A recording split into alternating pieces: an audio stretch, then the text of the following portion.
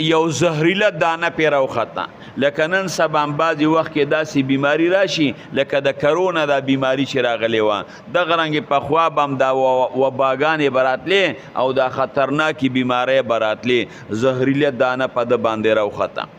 او دا مشهوره وه چې دا مرض متعدي دی دا خورېږي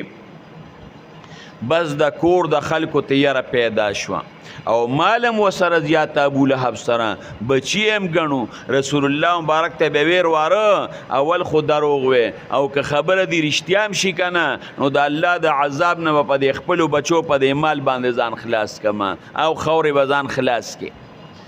نو هغه زهریله دانه په ده باندې راوخته چې پې راوخته د کور خلک یریدل هسې نه چې موږ ورشو او دا بیماري موږ ته ولګي د کور خلک ورتلل نه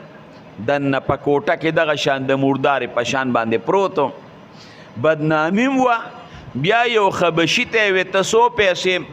اخلې هغه ورته ویې 10 درهمه بچو یې ورته ویې موږ به دله 20 درکو خو موږ کاروباریان خلک یو او موږ اوزګار نه یو زموږ د دې باباجي خدمت کوه هغه چې پې شو چې 20 درهمه وایي سر پسته بلکل به کوم پی به ورکول دا باباجي لوړه میوه به ورکوله دا باباجي لوړه چې هغه ته پته ولګېده چې دا خو پیغه دانه راغتلی چې زهریله ده او دا بیماري خو متعدي کېږي دا خو بل ته لګي هسې نه موږ پکې چې تر ډي ته نه شو موږ پکې چپه نه شو بس هغه هم وله خواله نه ورته